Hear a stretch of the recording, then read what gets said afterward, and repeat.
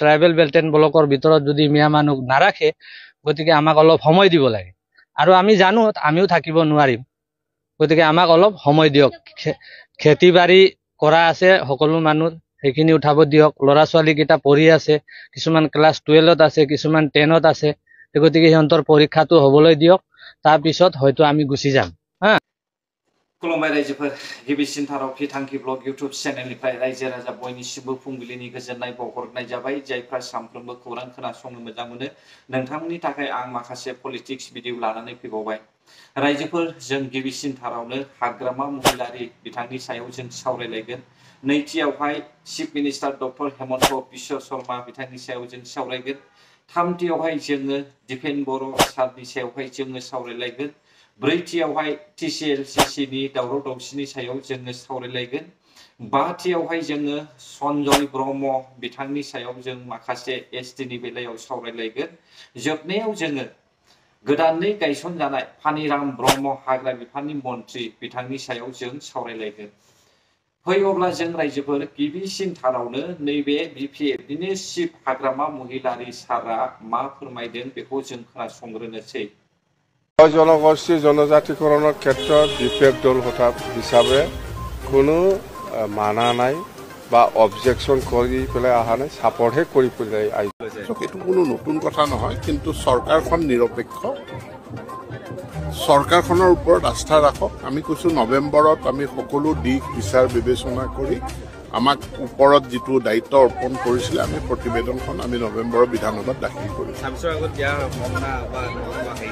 সেইটো ভাৰত চৰকাৰে সেই ক্ষেত্ৰত সিদ্ধান্ত গ্ৰহণ কৰিব, কিন্তু আমাৰ প্ৰতিবেদন আমি দিম। জটিলতা কিছুমান আছে, মই কোনো কথা ক'ব নিবিচাৰো, কিন্তু মই এটা কথা দঢ়াই দঢ়াই ক'ব বিচাৰো যে চৰকাৰখন নিৰপেক্ষ। আমি সকলো জনগোষ্ঠীৰ স্বাৰ্থটো আমি চাই পেলাই আমি এক সিদ্ধান্ত আমি ল'ব বিচাৰো। সিদ্ধান্ত মানে আমাৰ প্ৰতিবেদনখন আমি দিম। दिनै जोंनि बर'नि गेजेराव मानो दावराव जादों? बर'फोरनि गेजेरावहाय बै नन STफ्रा मानो डिमान्ड खालामबाय थादों? दा बेफोर रावखौ खोनासंनानैसो ना, बेफोर रावखौ मिथिनानैसो ना जोंनि बर'नि गेजेरावहाय दावराव दावसिया सोमजिदों? दा बेफोरो जुदि बाथ्राया ओंखारामोनब्ला अब्ला जों बर' हारिया माब्लाबाबो दावराव दावसिखौ जोङो नुनाय नंलामोन। रायजोफोर, 5 बोसोरल' जों सान्थि मोनदों, आरोबाव जों असान्थि जानो थांगासिनो दङ। दा बेखौ होबथानांगौआ जोंनि बर' रायजो राजाफोरनि दायित्व जानानै फैबाय। लिडारफ्रा धोन सम्पति बुथुमनायाव बिजि जानानै दङ। लिडारफोरनि साननाय हनाया गाव गावनि उदैनि थाखायल' बुथुमनायावहाय बिसोरो बिजि जानानै दङ। रायजोफोर, दा हारिखौ फानबाय, हारिखौ फाननानै थगाय थसि खालामनानैहाय बर' रायजो राजाफोरखौहाय अलखदाव खोख्लैबाय। दा बिथांमोना गोजोननाय मोनबाय। दा बिसोरबायदि लिडारा गुबुन देशआवहाय थांनानै हा बायनानैहाय न' लुनानैबो थाहैनो हागोन, नाथाय नों आं पाब्लिकफ्रा, गामियाव थाग्रा रायजो राजा गोरिब गुन्द्राफ्रा बेबायदि खालामनो हागोन नामा? दिनै लिडारफ्रा गोरोन्थिखौ मावबाय, मोजाङै गोरोन्थिखौ मावखाबाय, बेनिखायनो दा दावरावआ सोमजिगासिनो दङ। जों बेखौ नुदों। आं खोनानाय मथेब्ला जोंनि बिटिआरआवहाय आसाम गभर्नमेन्टजों होखारजानाय माखासे दारि गोलावफ्राबो हाबजेनबाय होननानैबो खोनानो मोनदों।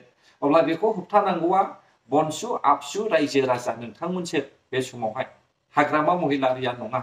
हाग्रामा महिलारिया थगायनानैहाय, थगाय थसि खालामनानैहाय बियो देरहाखाबाय, गादियाव जिरायखाबाय। बेखौ जों जेबो बुंनो हाखाला, बेखौहाय जों मिथिगौ। रायजोफोर, नैथियाव फैदो। डक्टर हेमन्त बिश्व शर्मा मामाया मा बाथ्रा बुंदों नोंथांमोना खोनासंग्रोदो। এইবাৰ আমি অসমত সিদ্ধান্ত লৈছো, যি পুৰুষে এগৰাকীতকৈ বেছি মহিলাক বিয়া কৰায়, সি যি ধৰ্মৰে নহওক কিয় 7 বছৰ জেলত থাকিব লাগিব।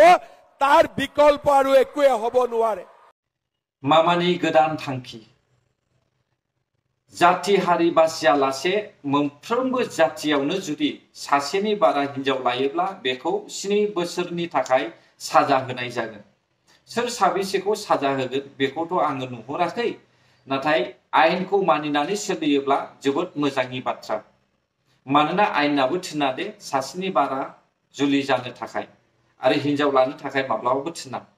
बेयावहाय माखासे आयेन कानुन थायो, आयेन कानुनखौ लानानैसो बेयो गासैबो सोलियो। नाथाय बेखौहाय रायजो राजाफ्रा गासैखौबो सिफायजोबो। बेयावसो बेफोरबायदि थासारिया सोमजियो नंगौना नङा रायजोफोर मामायाबो मानो एसटि होनायनि बेलायावहाय खुगा बेखेवदों हाग्रामा महिलारियानो ट्राइबेल संघनि बयनिफ्रायबो देरसिन बर' हारिनि सिबानो एसटि होनायनि खोथाखौ होखाबायब्ला अब्ला मानो बिथाङा दिनैनि समावहाय खुगा बेखेवा जानो दिनै जों नुनो मोनदों कार्बिफोरनि बेलायावबो जोङो नुनो मोनदों राभाफोरनि बेलायावबो जोङो नुनो मोनदों मिसिंफोरनि बेलायावबो नुनो मोनदों आरो मोनफ्रोमबो ट्राइबेल हारिनि बर'नि अनगा गुबुन गुबुन ट्राइबेलनि सायाव जों नुनो मोनदों बिथांमोना स्ट्रंलि ट्राइबेलखौहाय हमथानो थाखाय बिथांमोना सोमावसारदों नाथाय जोंनि बर' हारिया गादि सेलायनायावहाय थाखा फैसा सेलायनायावहाय बर'जों बर' मैसो बेहाफोर बायदि जुगुमलायनाय नेर्ज्लायनाय बखिलायनाय गावजों गाव जुजिलायनाय जोङो नुनो मोनदों रायजोफोर दा बेनिफ्राय बारग'नोब्ला जोङो रायजो राजाया खौसे जानांसिगोन जुदि खौसे जायाब्ला जोंखौ अख्रेबनो फैगासिनो दङ जों बेखौ बयबो मिथिगौ रायजोफोर बे समाव फैदो आबसुनि दैदेनगिरि दिपेन बर' सारनि सायावहाय जोङो फंनैसो एसे ससे भिडिअ खोनासंनोसै आं जोबजासे होआ मानोना भिडिअआ गोलाव गोलाव जायो बेनिखायनो आङो ससेल' होनाय जाबाय नोंथांमोना खोनासंदो बयबो आसामनि ट्राइबेलफ्रा खौसे गाथानानै जाहाथे गोदानै एसटि खालामनो थांनायाव थाखानाय एसटिफोरखौ खुनु कारनाव खहा खालाया बे बिथिंखौ नोजोर होनानै बयबो खामानि मावनांगौ आरो एबसुनि स्टेटआ क्लियार एक्सिस्टिं एसटिनि reservation right and privilege constitutional प्रभिजनखौ खर्ब खालामनानै गोदानै जुदि एसटि होयोब्ला बिनि थाखाय दुलाराय बर' फरायसा आफादा जेब्लायबो क्लियार स्टेन्ड लानानै खामानि मावगोन आरो बादा होआखैबा पार्टिनि एमएलएफोरा बिधान सभायाव जिहेतु थाङो बिधान सभायाव एमएलए हिसाबै दङ बिथांमोना बे बिलखौ लाबोयोब्ला सोर बादा होगोन आरो माब्रै बादा होगोन दासिम जों मिथिनायाव 22 जन एमएलए दङ ट्राइबेल एमएलएफोर बर' कार्बि डिमासा मिसिं टिवा गार' आरो 7 मन्त्रि दङ सासे स्पिकार आरो सासे डेपुटि स्पिकार बे गासै एमएलए मन्त्रि स्पिकार डेपुटि स्पिकारा ज' लोगो नांनानै गिबि मन्थ्रिजों सावरायोबा जोंनि अस्तित्व रैखानि खामानिखौ जों मावनो हागोन आसामाव जेसेबां दल संगठन दङ एक्सेप्ट ट्राइबेल संगठननि बादै मोन 14 ट्राइबेल जनगोष्ठीनि बादै जातीय आफादनि बादै गासैबो मोनद' हारिखौ एसटि होनांगौ होननानै समर्थन होदों दा बेबायदि परिबेसाव बे मोनसे सिरियास टाइम आरो बे समाव बयबो आसामनि ट्राइबेलफ्रा खौसे गाथानानै जाहाथे गोदानै एसटि खालामनो थांनायाव थाखानाय एसटिफोरखौ खुनु कारनाव खहा खालाया आबसु आफादगिरि दिपेन बर' साराबो बेखौनो बुंदों थाखानाय ट्राइबेलखौहाय थाखानाय ट्राइबेलनि एसटिखौ खहा खालामालासे जुदि होनो हायोब्ला होथों बेयावहाय जेबो अबजेक्शन गैया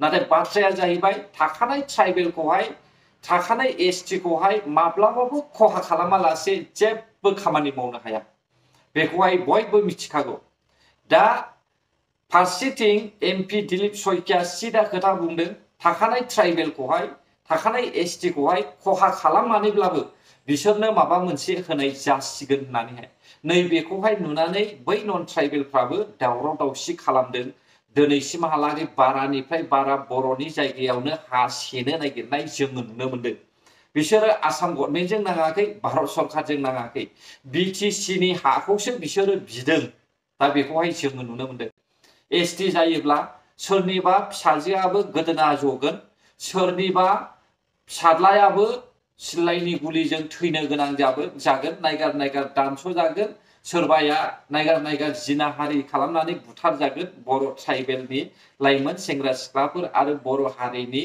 रायजो राजाफ्रा बेखौहाय जों बयबो मिथिनाया मोजां जोंनि बर' बायदि नङा रायजोफोर बिसोरो मिथिबायना बिसोरहा अननाय खांनाय एसेबो गैया जों बर' हारियासो अननाय खांनाय दङ नाथाय बिसोरहा एसेबां अननाय खांनाय गैया बिसोरो ओरैबायदि मानसि बिसोरो सिङावसो बिसोरो जुगुमनानै थायो आरो सिङावसो बिसोरो जुजिनानै थायो बेखौ जों बयबो मिथिनो रोंनाया मोजां बर' हारि हिसाबै जोङो बे समावहाय ट्राइबेल हिसाबै साफ्रोमबो ट्राइबेल हारिनि जेसेबांनाखि दङ बिसोरजों लोगोसे बर' रायजो राजाफ्राबो जों गसंथेनाया मोजां जासिगोन दानिया फैदो रायजोफोर TCLCC खोनासंग्रो बिथांमोना मा बुंदों।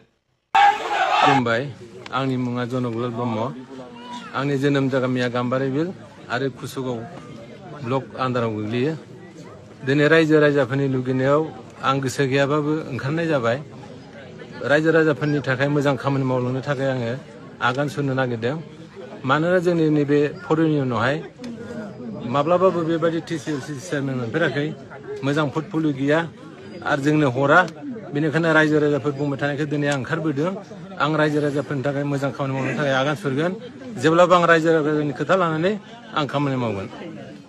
खुलुमबाय, आं रायजो राजानि सिगाङाव दिनै आंनि गोरबो गोसोजों बावनानै नोंसोरखौ रायजो राजाखौ लानानै आं खुलुमबाय। आरो आंनि बे TCLCC जोंनि ब्लकनिफ्राय आरो जोंनो नांगौ जनकलाल ब्रह्मखौनो जों बेखौनो लुगैयो। आरो हाग्रामा महिलारि गो बेक, हाग्रामा महिलारि गो बेक बे जाहैबाय TCLCC नि चेयारमेन सायख'नाय।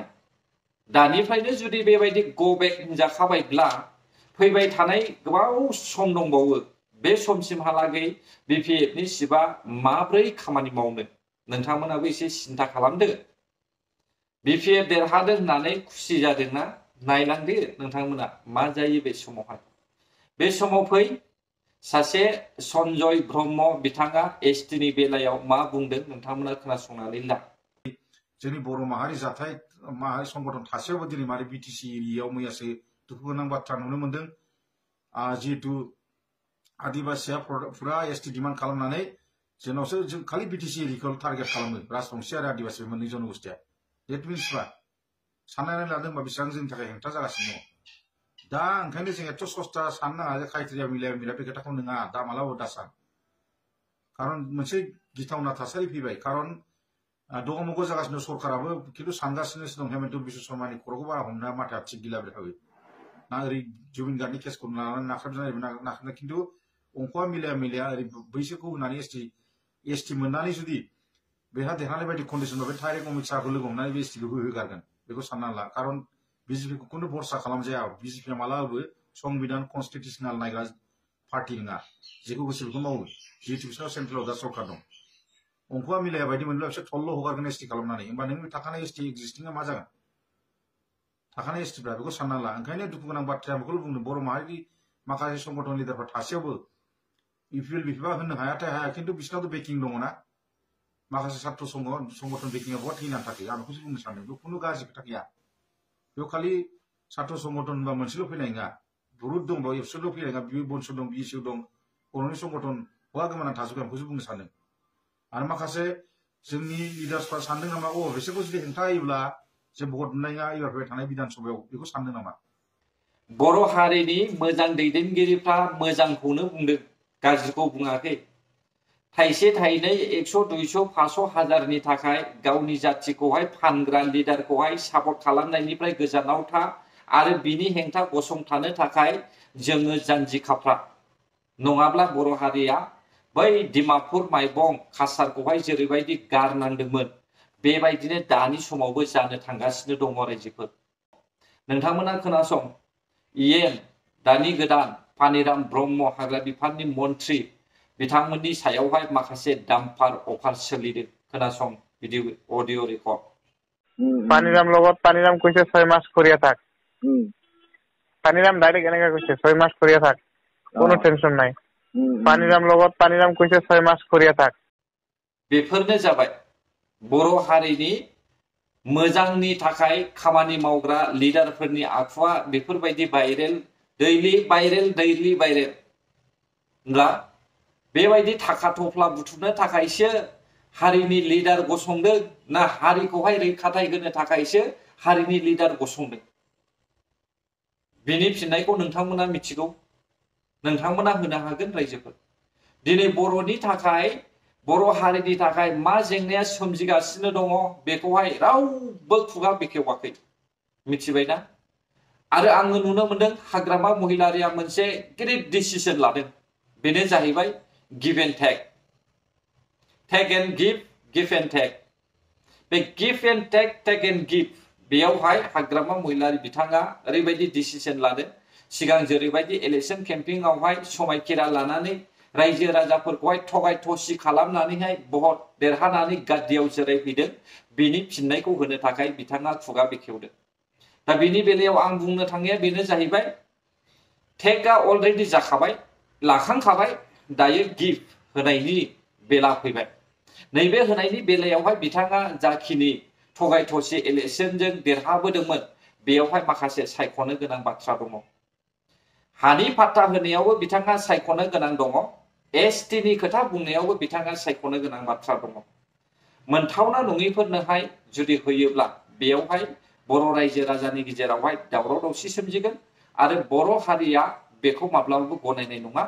आरो जुदि एसटि मोनथावना नङिफोरनो एसटि होनायखौहाय जबरदस्ति बिथाङा साइन होयोब्ला बेयावहाय हाग्रामा महिलारिनि जेसेबांनाखि धोन सम्पति आरो गावनि न' बांजों लोगोसे हयथ' सेवहांगार जालांनोबो हागौ बेखौहाय सिन्था खालामग्रोनाया मोजांखा। आरो आं सानो बिथाङा बेखौ मावनाय नङा। आरो बिथांनिया फैबाय थानाय इलेक्शनावहाय आरोबाव गोबां अलखदाव गोग्लैहैबावसिगोन रायजोफोर मिथिबायना। दा जेसेबां अलखदमोन ना बेयो थगाय थसि एसटि होगोन हा पाट्टा होगोन नैबे बाथ्राखौहाय लानानै बिथाङा बेखौनो मेन एजेन्डा खालामनानैहाय देरहाबोबाय गाद्दियाव जिरायफैबाय। नाथाय बे समाव बिथाङा गोबां प्रब्लेम जाबाय बिथाङा होनो हाया। होब्लानो बर' रायजो राजाफ्राबो सोमावसारगोन दावराव जागोन।